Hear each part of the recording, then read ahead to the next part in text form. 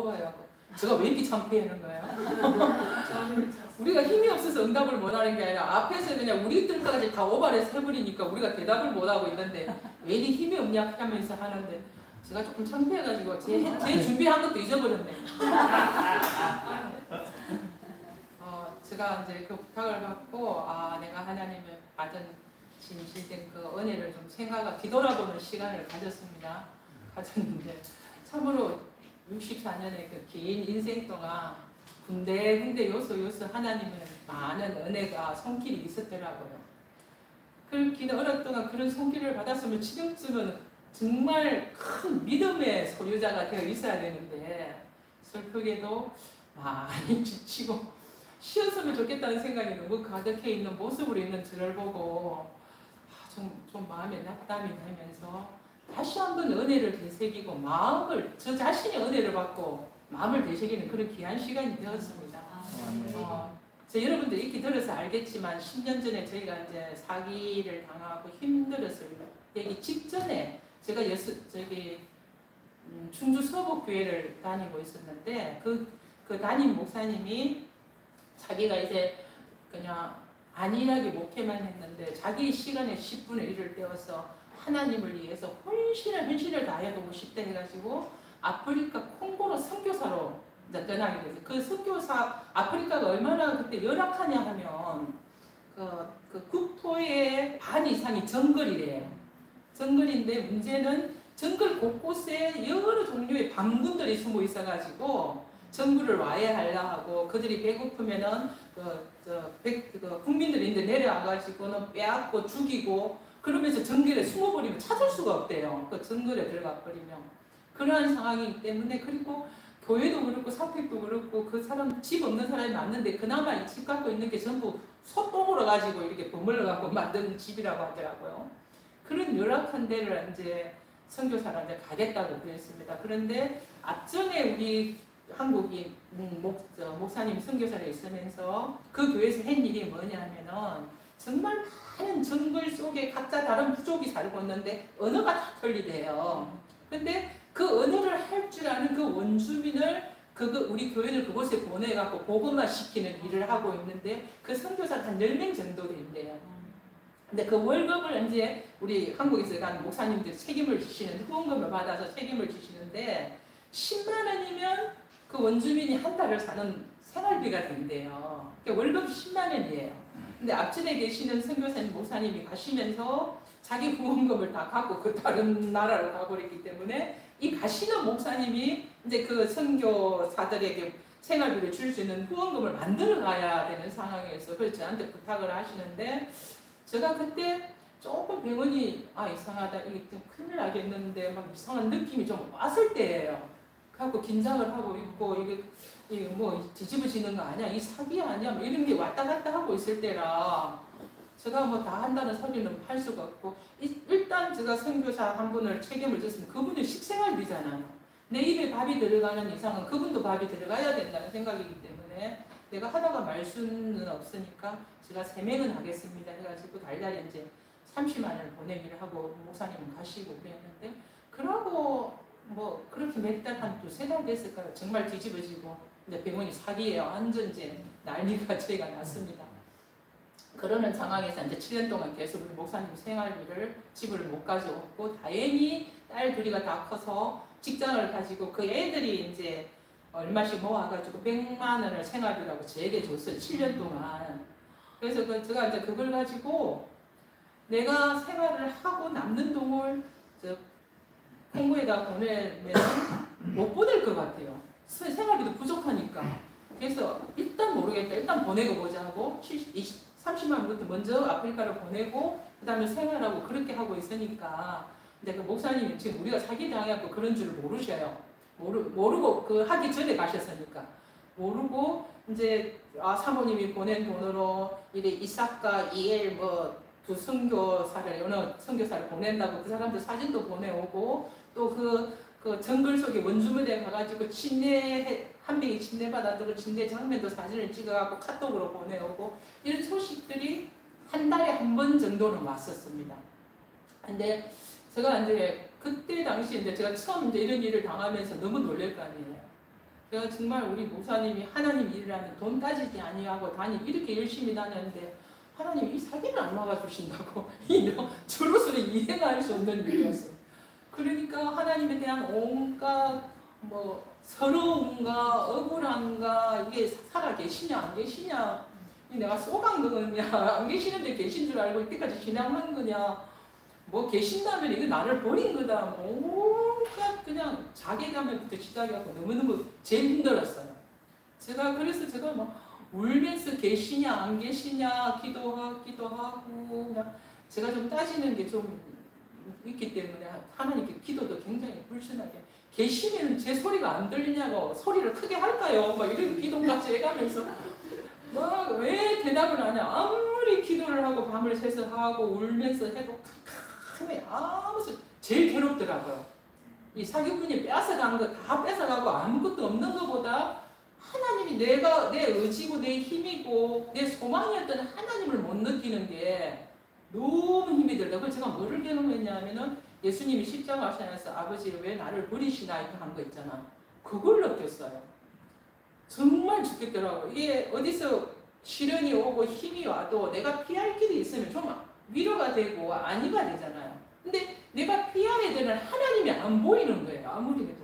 그러한 상황이 있는데 또 시련이 겹친다고 저희가 5년째 34평짜리 아파트를 1억 2천에 전세로 살고 있었어요. 근데 갑자기 주인이 집이 팔렸다고 집을 구하라고 연락이 왔어요.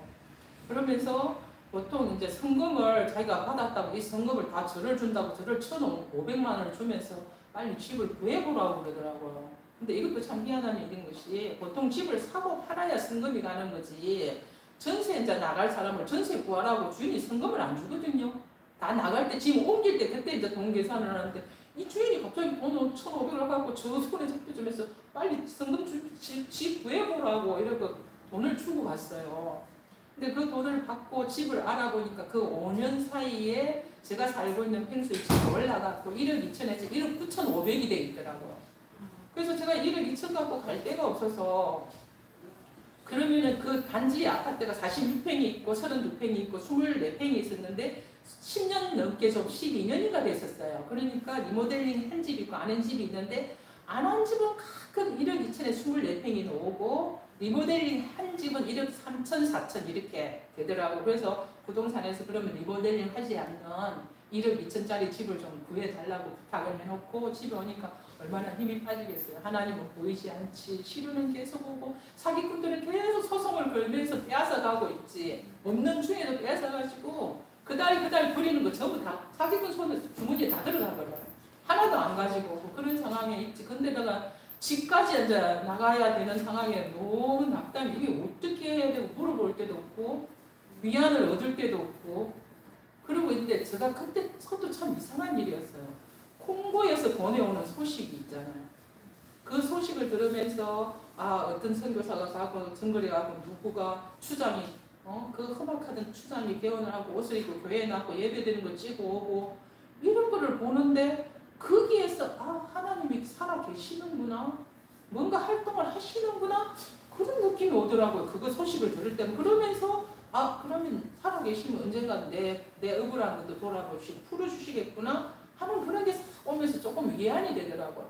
그런데 막 지금 나 상황은 하나도 변함이 없고 더 악화되는 상황에서 계속 이제 찾는 게 카톡에 이제 한 달에 한 번씩 오는 카톡 찾고 벌써 봤는데도 또 힘들면 한 번 더 보고 그러고 있었어요. 이제 그날도 너무 힘들어하고 이번 달 금고가 소식이 왔나 하고 이렇게 펼치는데 내일 당장 한국에 들어갑니다. 이렇게 됐어요. 간지 얼마 안 됐는데 콩고까지 너무 멀고 비행기비도 많이 드는데 무슨 일일까? 그래서 제가 답으로 무슨 일이세요? 왜 오세요? 이렇게 했더니만 거기서 답이 뭐라고 왔냐면 그 정부에서 콩고 정부에서 제일 골치 아픈 게 방분인데 방분하고 정글이에요. 정글만 되면 들어가 버리면 찾아낼 수가 없으니까. 그런데 이제 열대 지방이다 보니까 그냥 팽지라도 대지라도 사람이 개발을 하거나 가꾸지 않으면 금방 정글이 되버린대요.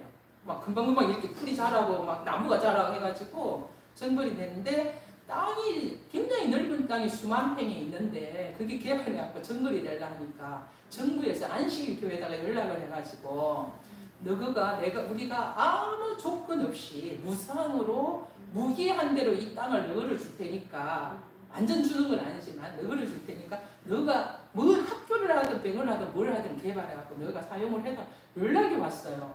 그래갖고는 목사님이 너무 좋아가지고 자기 이게 36동을 만들어야 되겠다. 학교를 초등학교부터 대학까지 만들고 그 다음에 그래 애들이 어른이고 애고 그 공부하는 그런 게 없대요. 그냥 가족이라는 개념도 없어갖고 길에서 만나갖고 하룻밤 자갖고 애기 놓고는 헤어지고 애기는 길에 버려지고 부모 없이 있는 애기들이 너무 많대요.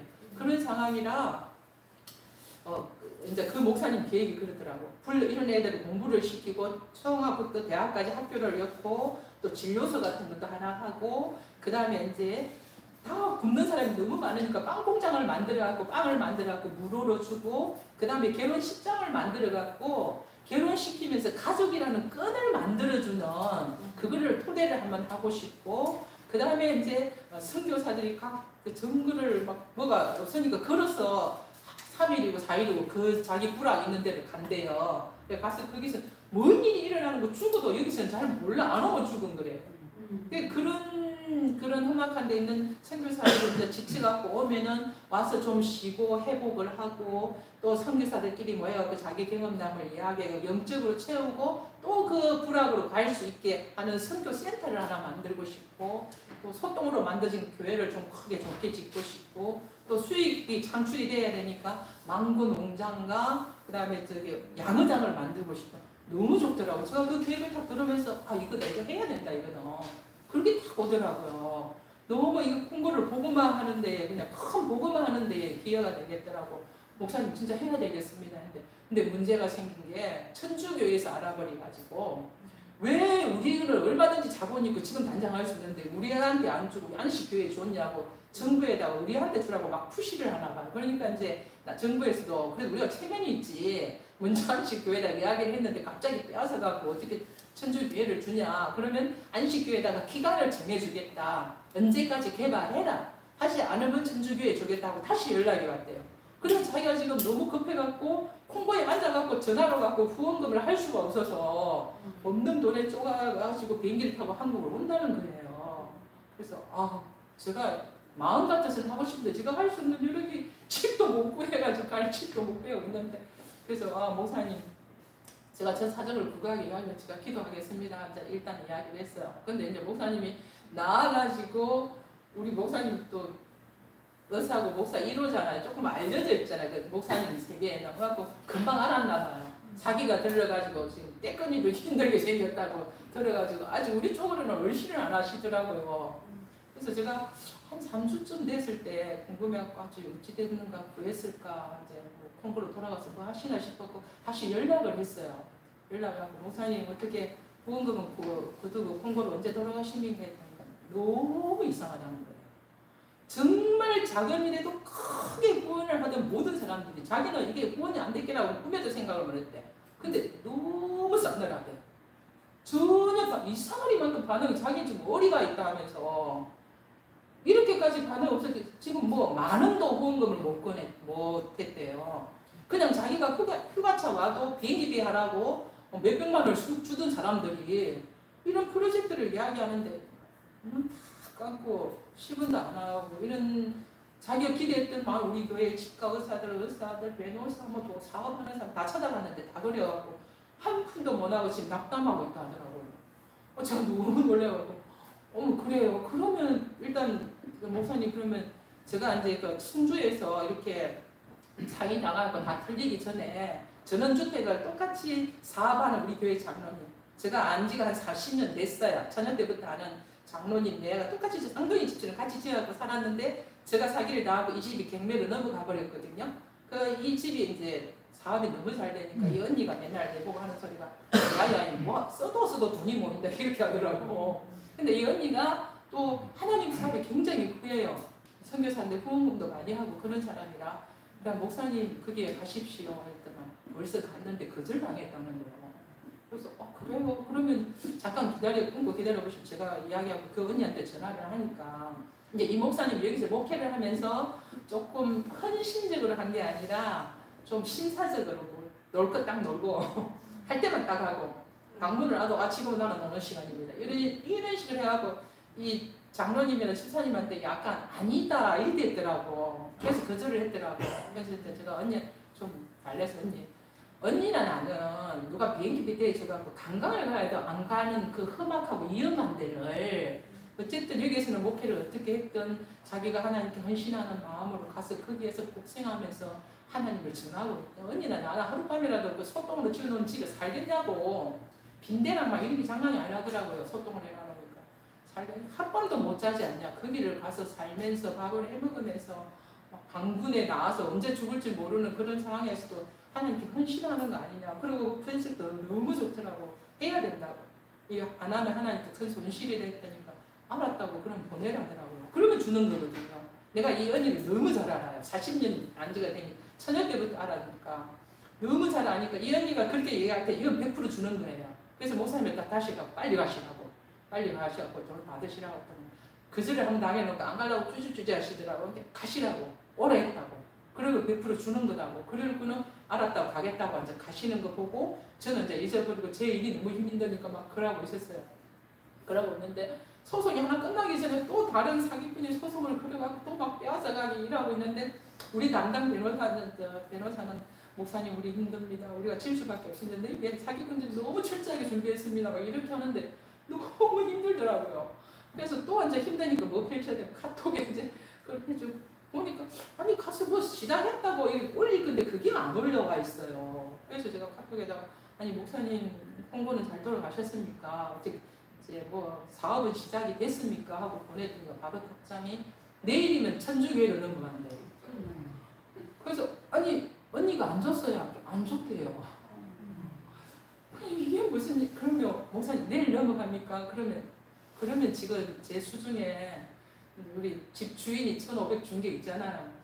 그러면 목사님 그러면 최소한 정말 최소한 천주교에 넘어가지 않는 개발할 수 있는 게 뭡니까 했더니만 1학년 교실 하나, 2학년 교실 하나. 교실 하나씩 짓는데 600만 원씩 든대요. 그럼 1,200만 원만 있으면 안 넘어간다요. 그러면 제가 1,500 있으니까 이거 다 보내드리겠습니다. 보내드리고 나머지 300은 그래도 교실인데 칠판도 있어야 되고 책상도 있어야 되고 의자도 있어야 돼. 그거 장만하십시오 하고 바로 보내드렸거든요. 근데 그때부터 하나님이 희한한 일을 시작을 하시는데요. 제가 이제 1,500 줬으니까 1억 500 남았잖아요. 제가 가야 될 집은 1억 9,500이니까 안 되잖아요. 그리고 또 24평도 1억 2천. 리모델링 안 하고 가끔 노는 게 1억 2천인데 그것도 안 되잖아요. 그럼 이제 어디 가야 돼? 이제 빌라를 가는 수, 14평짜리 빌라를 가는 수밖에 없는데 빌라만 생각해도 제가 이렇게 갇히는 그냥 생각만 해도 숨이 안 쉬지는 그런 게 좀 있어요. 그래서 빌라를 생각하니까 이건 아파트보다 정말 답답한 빌라인데 10몇 평짜리를 이제 내일이 이제 걱정이에요. 이거 어떻게 가서 사냐. 짐은 다 없애버리면 되지만 간단하게 하지만 걱정이 되더라고요. 근데 그때부터 정말 이상한 일이 일어나는 것이 제가 아는 장로님이 한 분 지인이 계신데 이분은 돈에는 칼이에요. 아들이 사업하다가 완전 망해갖고 너무 힘든데 그 아들 며느리 와서 울고 불고 아들이 통사정을 해도 나는 너에게 도와줄 만큼 도와줬으니까 이제 네가 자립을 하든지 네가 알아서 하라고 딱 끊어버려요. 집사님이 막 자기 장로님을 우리한테 막 욕을 하고 울고 불고 막 인간도 아니다 하고 눈물도 없다고 별말을 다 하면서 막 그렇게 하신 분인데 이 장로님이요.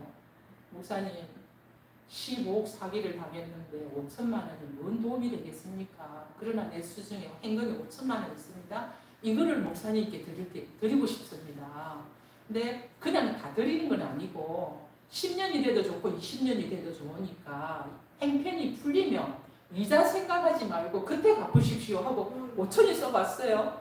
또 좀 있으니까 제가 이제 의사가 하니까 친정 어머니한테 생활비 좀 넉넉하게 줘왔어요. 어머니가 그걸 또 좀 모아놨더라고요. 그래서 그게 1,몇백이 오고 그 다음에 그래도 한 2천 얼마가 부족했는데 어떻게 채워질지 모르겠어요. 채워져갖고 1억 9천 똑같은 평수의 아파트로 이사를 갔는데 리모델링이 잘 돼가지고 제가 거기서 한 12년 살았는데 12년 살면서 이사를 한 4번 정도 했거든요.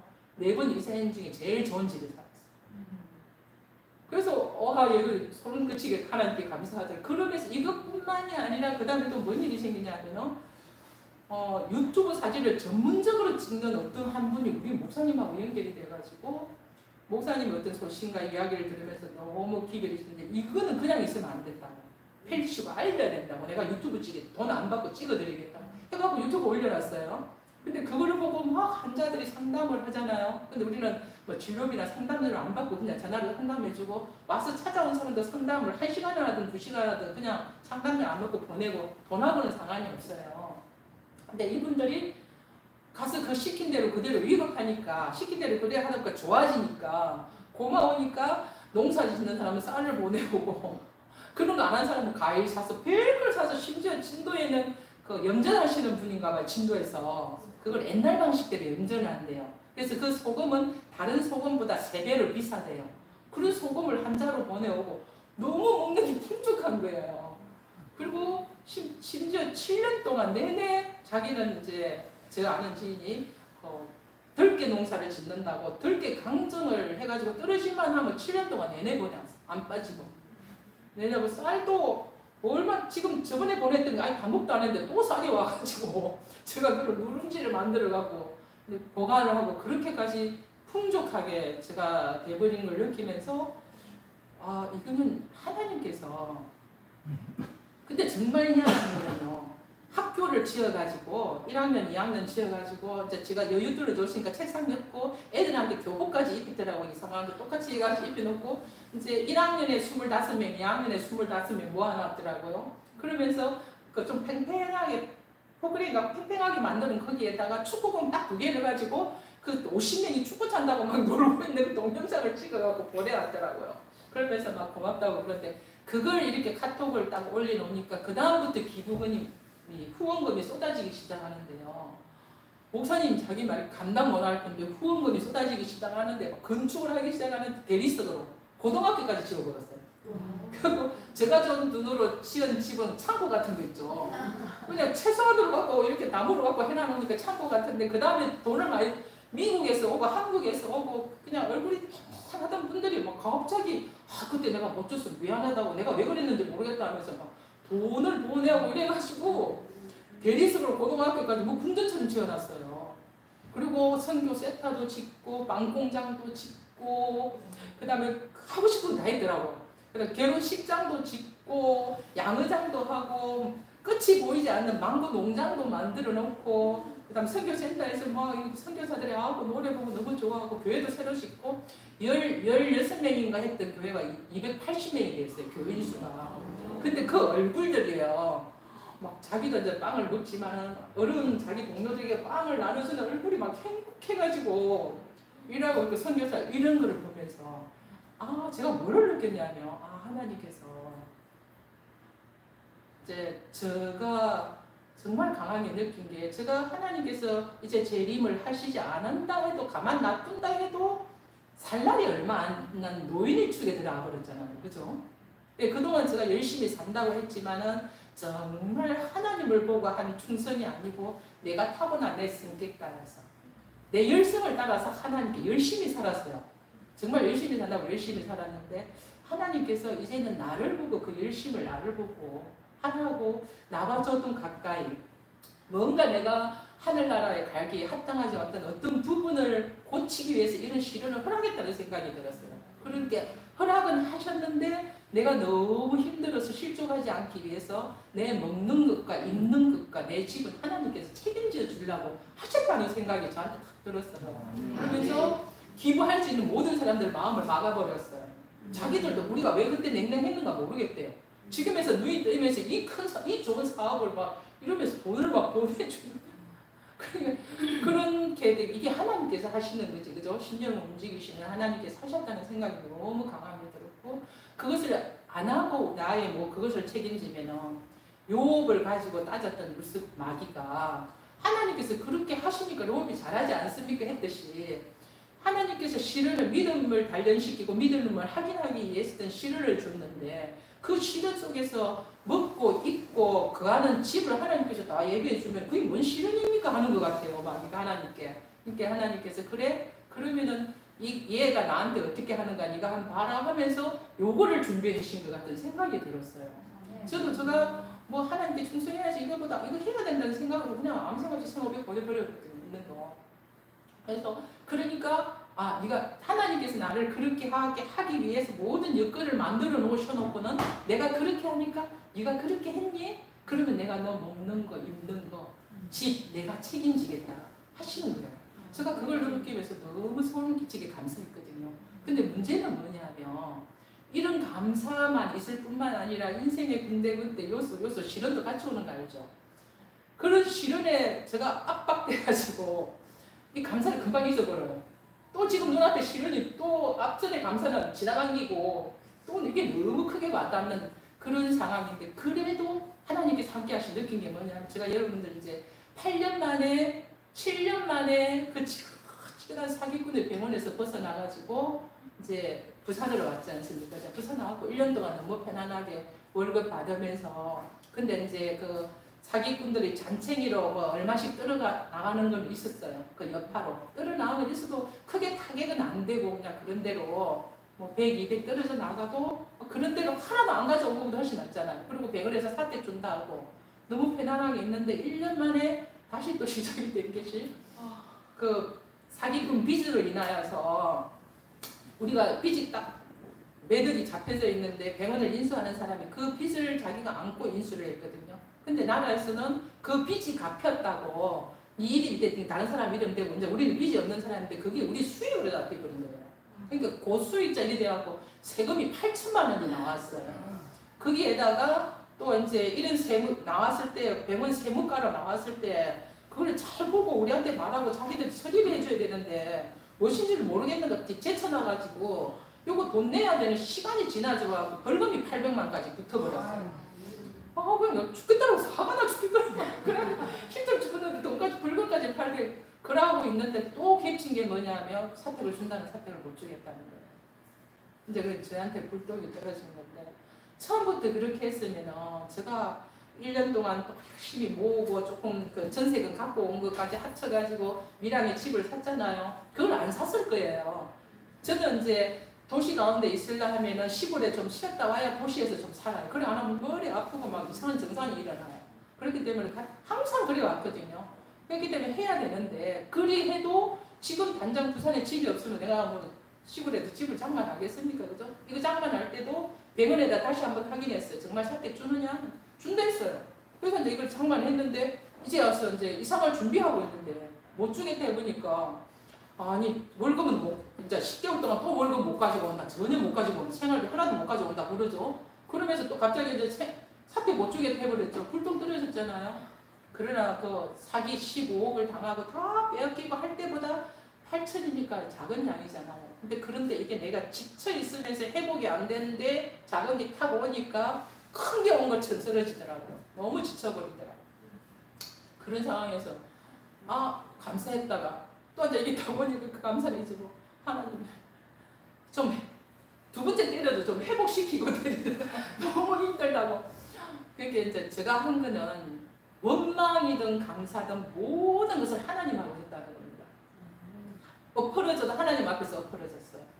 원망을 하고 불순한 기도도 그냥 할지언정 하나님께 했다는 겁니다. 그럴 때 하나님께서 계속 응답을 하셨는데 제가 이제 집 어떻게 합니까? 이제 오도 가다 보니 길에 나와 생겼는데 집은 이제 여기 있는 음식을 있는 집을 비워줘야 되고 그렇게 하면서 이제 병원하고 출출하면서 얼마를 가구를 해주겠다는 돈과 지금 내가 갖고 있는 돈이 얼마입니다. 이 돈에 내가 지금 부산 그 번화가에서는 막 담배 냄새, 차 매연, 차 소리 정말 죽을 지경인데 저 산 밑에 있는 저 아파트로 제가 가야 되겠습니다. 근데 이 돈에는 전 못 갑니다. 그러니까 하나님이 좀 책임져 주십시오. 기도를 하고 제가 하루에 한 번씩은 그 아파트를 가가지고 이렇게 산책을 했어요. 공기가 제일 나으니까 대신동에서. 그러면서 거기는 이제 거기도 뭐 40몇 평, 30몇 평 있는데 제일 작은 게 25평이더라고요. 근데 동 세 동이 있더라고요. 그중에서 한 동을 내가 보고 그게 하나님 저거 구청 저거 제가 갖고 있는 돈이 이거 돈인데 이 돈에 저거 주십시오. 그냥 이렇게 하고 내려왔어요. 갖고 집에서 기도할 때 아까 이야기했던 집 있죠. 그대로 주십시오. 하나님 책임져 주셔야 됩니다. 이렇게 기도했는데 정말 신기하게 거기에 살던 주인이 잘 살다가 너무 작아서 답답하다고 갑자기 집이 작고 답답하더래요. 그래가지고 옆에 있는 다른 아파트 단지 36평인가 8평으로 이사를 가버리고 이 집이 갑자기 나왔어요. 갑자기 났는데 액수가 제가 말하는 액수가 딱 맞았더라고요. 그리고 그게 이제 넣어자마자 저에게다가 알아버렸어요. 그럼 제가 이게 어떻게 말하겠어요? 제가 기도한 그대로인데요. 지정한 그 집인데요. 그 돈인데요. 이건 하나님께서 가라는 겁니다. 기도 안 물어보고 제가 이사를 왔거든요. 이사를 왔고 제가 여러분에도 이야기를 했을 겁니다. 정말 소름이 끼치는 감동과 이게 싹 왔는데 또 가만히 있지 않고 우리 목사님이 이제 10개월이 지나고 다음 달부터 3월 달이에요. 다음 달부터 월급은 나니까 얼마나 감사해요. 이제 뭐 가구를 했으니까 가구에서 월급 반은 떼겠대요. 떼고 뭐 10일간 떼고 뭐 이렇게 해도 한 200 몇십만 원 갖고 오겠더라고요. 그러면 하나도 안 갖고 오면 얼마나 좋아요. 충분히 내가 생활하고 얼마씩 모으겠더라고요. 그래서 하나님 감사합니다. 잘 10개월을 견뎌내게 해주시고 원하던 집도 주시고 생활비도 이제 넉넉하게 200 몇십만 원도 얻나니까 너무 감사합니다 하고 있는데 생활비를 70만 원 갖고 왔어요. 그래서 내가 지금 뚜껑이만 열리를 괜히 우리 목사님한테 막 화가 나서 죽겠는 거야. 아니 바보도 아니고 계산을 좀 해보라고 내가 70을 주면은 내가 연금이 50만 원 한 달에 나가거든요. 나가면 20만 원 갖고 나보고 어떻게 생각하나 계산이 되냐고 안 되냐고. 자기들 뭐 그래야 갖고 오고 싶댔어요. 너무 좋겠더라고. 그래서 힘이 빠지고 있는데 그러고 있는데 또 하나가 더 들어오고 이 실현을 같이 겹쳐갖고 또 하나 더 들어오고 있는데 우리 사촌 아주버님이 할머니가 살던 집을 그대로 이제 갖고 살고 계시는데 굉장히 유락해요. 그래서 뭐 일도 잘 안 돼가지고 정말 옛날 그 집이고 화장실이 바깥에 마당에 푸세식인가 알죠? 요즘 푸세식 있는 집이 있습니까? 그리고 노숙자가 비어있는 집인 줄 알고 자고 있는데 땀을 빼넣어갖고 안방문을 열고 들어오거든요. 그러면서 저보고 자네가 좀 도와주면 안 되겠는가 이렇게 하는 거예요. 근데 그게 이제 사정이 이해가 되고 뭐 하면 너무 간절한데 제 여건이 안 되잖아요. 너무 힘들더라고. 이게 막 생활비도 안 갖고 오는데 돈 하나도 없는데 이제 10개월 동안 1년 동안 조금씩 모아놓고 10개월 동안 생활비 그게 썼잖아요. 없는데 또 아주버님들의 이름 부탁도 하고 막 죽겠는 거예요. 그러면서 기도를 하면서 결정한 게 미랑집을 팔자. 이게 올 10월 달이 돼야 2년이 돼가지고 제가 팔아도 세금을 폭탄을 안 맞아요.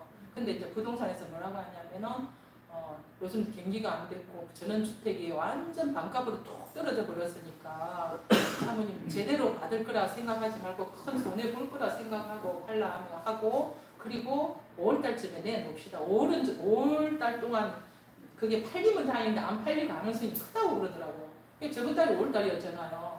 그래서 제가 이제 기도를 해서 하나님 이제 내놓자 부동산이 하니까 제가 이번 달에 내놓겠습니다. 내놓는데 지금 이 시세를 알지만은 이분만큼은 좀 손해를 안 보게 하나님 역사해 주십시오. 제가 손해 많이 보지 않고 조금만 보는 상황에서 돈을 내놓을 테니까 하나님께서 우리 집이 너무 좋아가지고 묻지도 따지도 않을 사람을 보내어 주십시오. 그렇게 팔리게 해주시고 하나님도 아시다시피 저는 시골에 집이 있어야 됩니다. 그리고 하나님께서도 마지막 때는 시골에 뭐 장만하라고 했었지 않습니까? 말씀에 순종하는 거니까 저에게 집을 주시되 저는 이제 평수를 줄이겠습니다. 확 줄여야 되니까 그 대신에 공기 좋고 제가 조건을 딱 따라서 공기 좋고 전망 좋고 그리고 나 홀로서는 나 무서워서 혼자 못 있으니까 전원주택 단지처럼 여러 전원 이렇게 주택이 있고 또 제가 가기에도 시간이 지금 집보다 좀 단축이 되고 우리 애들이 오는데도 좀 단축이 되고 벌써 4가지죠 조건이. 거기에다 또 뭐라 했냐면 이 집을 팔고 그 집을 사고 그러면서 집이 또 하나 또 뭐 했냐면 그러면서 집이 저는 너무 험하면 어떻게 못 살겠습니다. 이렇게 살다가 가면 제가 얼마나 비참하겠습니까. 하나님도 계시는데 그러니까 저에게 조금 작지라도 아담하고 약간 카페 같은 느낌이 나는 이쁜 집을 주십시오. 정확하게 표현을 했어요. 주십시오. 그렇게 5가지 했죠. 그 다음에 한 가지 더 이 집을 팔고 그 집을 사고 차액이 1억이 남게 해주십시오. 그래야 내가 아주버님을 도울 수 있습니다.